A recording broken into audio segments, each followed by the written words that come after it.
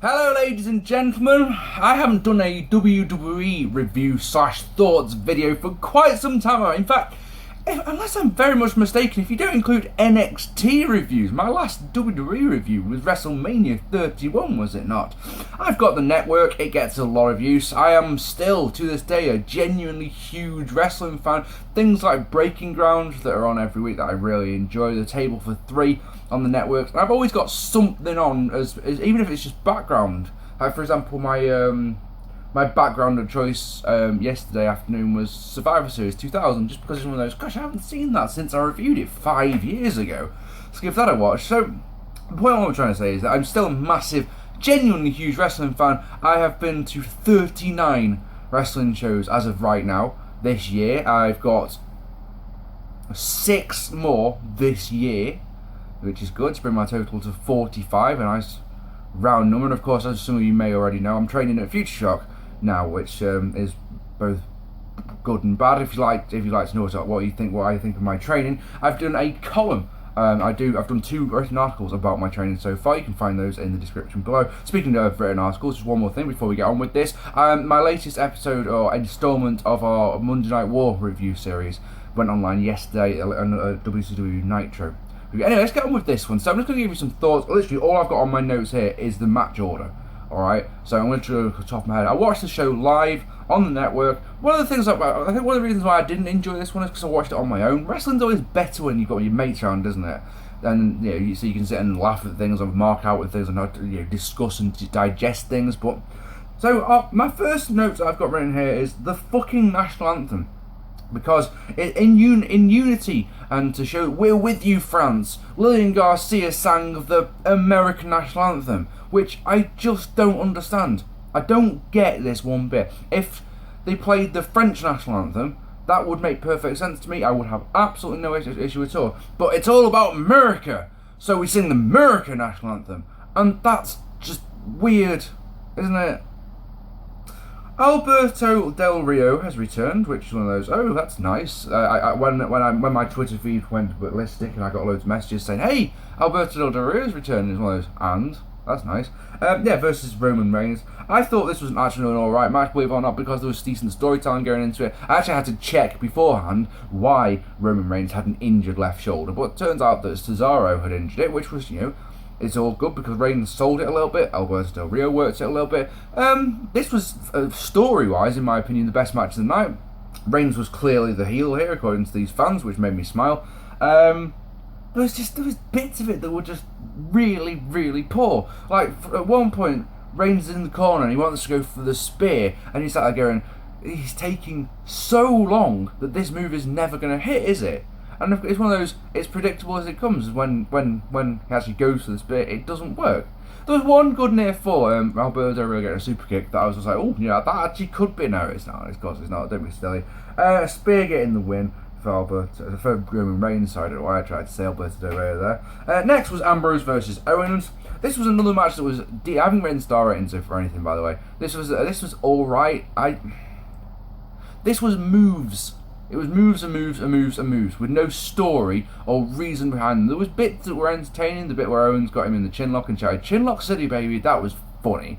Yeah, I enjoyed that.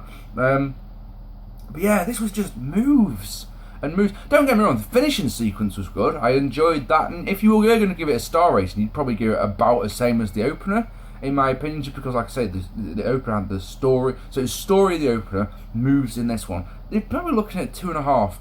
Maybe 3 stars if you really wanted to go that high up. I think on the night, I don't think I gave this one even close to that. This was 1.5 in my head because it was just moves and it was way too short. But Ambrose goes to the final with the dirty deeds. Next, we had our only 5-on-5 Survivor Series match on the show. There was one on the pre-show as well, but I didn't watch that. Well, I had it on and it was background because I was doing other things. I was talking to my friends about Jessica Jones, which is on Netflix at the moment. Which just I've watched 5 episodes of it now. And like, oh my god! I was saying to a friend that you've got a good superhero thing when my missus, who doesn't do superheroes at all, is sat watching it and going. When you say to her, "Hey honey, what do you want to do now?" She's like, I wouldn't mind watching another episode of Jessica Jones if I can. Like, yes, you're onto a good one there. So yeah, I had it on as background. I think that just as a thing, the thing that I took away from the pre-show match was that they showed 2 adverts for the network on it, the network that I'm watching. This 5-on-5, the best part of this one was Xavier Woods' hair. I thought, and I said on Twitter at the time, that he looked like Cat from Red Dwarf, which made me smile, especially when about 20 minutes later, a couple of other people posted the same thing. I was like going, yep, said that one already. New Day are ridiculously over, they are ridiculously entertaining. They did a bit on the outside at one point where Woods got his trombone out and they all started dancing. You got Wade Barrett, the fucking king of the ring, dancing around with him. It's like, you are so mid-card, it's funny. If you were a main eventer, yeah, you wouldn't be dancing. But it was an entertaining thing, and this match was alright. It was decent until the New Day fucked off. When Big E was eliminated, Big E hit a spear through the ropes, which didn't get half the pop it deserved, in my opinion. That deserved a holy shit sort of pop. Didn't really get one. But yeah, because when Big E was eliminated, Woods and Kofi escorted him to the back. I assume they were counted out, and from that moment this match went to shit. I just didn't care, because it was Sheamus versus Kalisto versus one of the Usos and someone else who I've actually forgotten. Oh, and Ryback, wasn't it? Was it those 3? So you had 3 the point is, you had 3 baby faces versus 1 heel. And, of course, that doesn't work. It should be 1 babyface, 3 heels. Babyface can eliminate 2 of them, and then if it goes down to 1-on-1 and the babyface loses there, it's because he's had to go through 2 people. If it's 3-on-1, 3 babyfaces versus 1 heel, it actually looks like a bully, believe it or not. It's a dynamic that I don't like at all. So yeah, they the 3 heels. Sorry, the 3 faces, fuck's sake. The 3 faces survived the Survivor Series match. Women's match, god damn, this was wank. Wow, this was really weird. This was another one of those times where it's weird booking. So, obviously, I don't watch Raw or SmackDown or anything like that, but my friend James does, the guy who because I know that you've already clicked on my wrestling training thoughts, which is down below. The guy who owns that website, my friend James, who does Across the Pond, I read his Raw reviews, because he writes his Raw reviews as someone who, they're aimed at people who don't watch Raw. So I can read those and go, know what happens, brilliant. So last week, there was disparaging remarks made about Reed Flair, which was one of those who had the internet going mental apparently. I'm just like, that's very lazy booking. And then Reed's mum came on and said it's lazy booking, and Ric Flair apparently cried when he watched it and all that. So he started going, so these girls are going to batter each other, aren't they? These 2 girls are going to fucking really fuck each other up. No, this was a technical wrestling match, which makes no sense.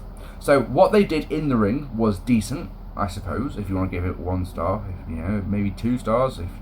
No, 1 star, because it was too long, and the crowd were utterly indifferent for this one. And in fact, the only crowd reaction that I can remember off the top of my head is a mailed, and it was Sasha Banks chant. But that's it. Crowd were off all night, in my opinion. Crowd chanting "This is awesome" in the opening contest made me mute my TV for 10 minutes. No, 5 minutes, maybe 3 minutes. But it was one of those, really, seriously, this match you're watching now is awesome. So anything that's 2 stars and above is an awesome match. Fuck off.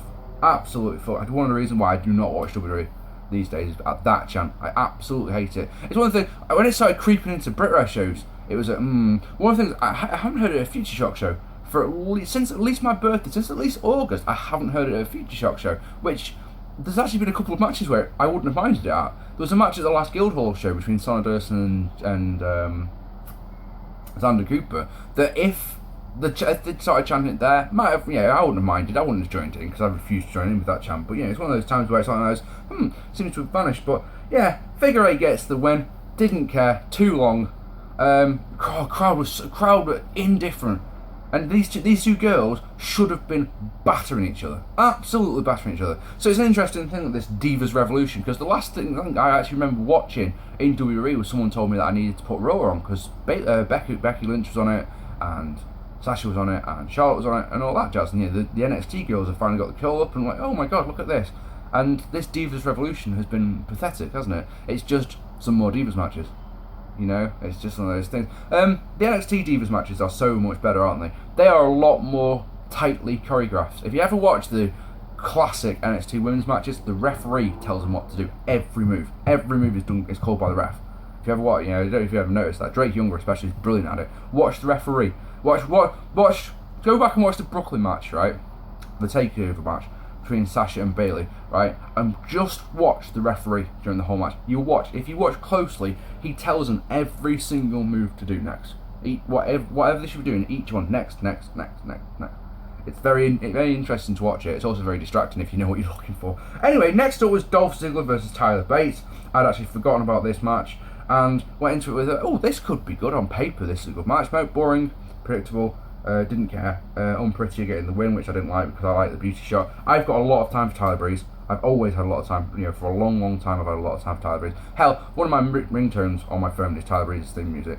But I've always been worried that when his act wouldn't transfer to the main roster at all. I think it works on NXT. I don't think it will work on the main roster, and this match sort of made that crystal clear. Don't like Summer Rae. Don't like her being with him at all. Match was boring. Just didn't do it for me. Taker and Kane versus the Wyatts. Oh my fucking god. So, reading on the Raw reviews again, from 2 weeks ago when they were over in England, when Undertaker and Kane demolished the Wyatt family, we're going into this one going, why should I care? Why should I care about this match? This is going to be a squash for the babyfaces, and it was. Entrance was good for Undertaker. It's one of those showing all the various incarnations of the Undertaker on the big screen thing in the big coffin. My Twitch feed goes boom like that when American Badass was showing on the screen. Like, oh my fucking god, American Badass was shit. You guys do remember that, don't you? Name me 5 good American Badass matches. Out of Jesus Christ, Taker at WrestleMania 17, and any others. String on top. Vengeance 2003, triple threat. There's 2, and I'm struggling now. Remember 2001, where he just wouldn't sell and demolished everyone. Remember that shit? Fuck's sake. Anyway, this match was boring. It was predictable, lasted 10 minutes. It was an utter squash, and the only thing that I seem to remember about it was there was a lot of choke slams in it. Choke slams. So one through the table, which is interesting. But it just didn't interest me at all. Didn't Kane face Seth Rollins a couple of months ago? Last month for the championship, and now he's a good guy again. Because he was a good guy. I don't get it.